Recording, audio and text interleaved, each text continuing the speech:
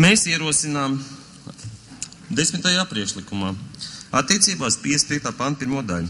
Redzams skaidri. Finanšu ministrs nevēlāk, kā 2011. gada 1. aprīlī rakstveidā iesniedz Saeimai ziņojumu par pasākumu plāna ēnu ekonomikas apkarošanai un godīgas konkurences nodrošināšanai 2010. un 2013. gadam izpildi.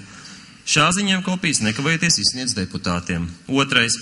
Prezidijas ikgadējo ziņojumu par pasākumu plāna ēnu ekonomikas apkarošanai un godīgas konkurences nodrošināšanai 2010. un 2013. gadam izpildi iekļauj Saeimas sēdes darba kārtībā neagrāk kā 10 stundas un nevēlāk kā 20 dienas pēc tā iesniegšanas. Trešais, izskatot Saeimas sēdē finanšu ministra ziņojumu par pasākumu plāna ēnu ekonomikas apkarošanai un godīgas konkurences nodrošināšanai 2010. gadam izpildi, finanšu ministrs ziņo par to, pēc tam tiek atklāts debats. Tā kā es neesmu budžeta komisijas loceklis, man nebija iespēja nekādā veidā dzirdēt šo debati, man īsti nav skaidrs, kāpēc šis priekšlikums nav atbalstīts. Šeit nevienu reizi nav bijis ne premjers šodien, ne finanšu ministrs.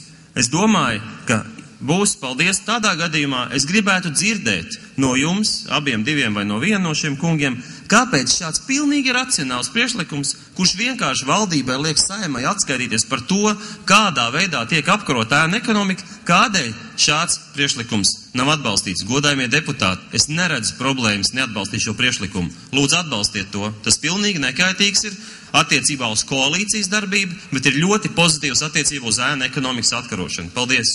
Godājumie kolēģi, godājumais premjerkungs, godājumā Elerts kundze, pirms kādu laika šeit pie Saeimas cilvēka lietussargiem stāvēja un teica atlaist Saeimu, jo ir nepieciešams godīgums Saeimā, lai viss būtu caurspīdīgs.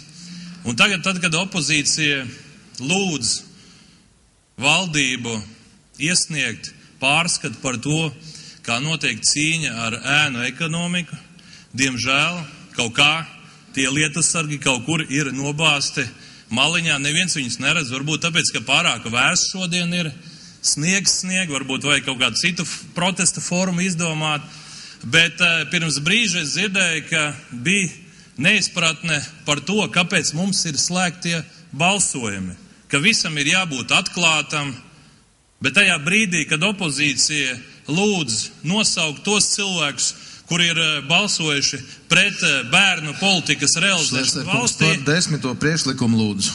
Ja, un priekšlikums ir sekojošs. Man šķiet, ka ir jāizdara viss iespējamais, lai tomēr kaut kādā veidā vārdi, kuri tiek teikti no pozīcijas puses, arī tiek pēc tam dzīvē realizēti. Un esmu pilnīgi pārliecināts, ka šodien ir tas brīdis, kad par šīm lietām, kādā veidā apkarot ēnu ekonomiku, būtu jāpasaka premjeram, ka šajā jautājumā mēs esam gatavi ziņot, ko mēs darīsim, un citādi mums nāksies tiešām varbūt meklēt tos lietussargus un kaut kādā veidā nākt un šeit organizēt kādu protesta akciju, lai kaut kādā veidā sabiedrība uzzinātu, kāds ir šis reālais rīcības plāns, jo citādi sanāk tā, kad mēs te strādājam ļoti ilgi, debatējam par daudzām lietām, tikai jautājums ir viens, kā tad mēs apkarosim šo ēnu ekonomiku? Un man šķiet, ka kaut kā pārmest, ka mēs prasam kaut ko par daudz, ir nepareizi, jo mums ir tiesības prasīt rīcības plānu, jo pašā sākumā, sagatavojot budžetu, bija parādījušies cipari 5 miljoni, pēc tam 15 miljoni tiks iekasēta, pēc tam 60 miljoni, pēc tam varbūt vēl kāds cits cipars parādīsies, bet reālā lieta ir tā, netiek atšifrēts, no kurienes šis konkrētais cipars nāk, no kādas pozīcijas, caur kuru nodokli viņš tiks iekasēts.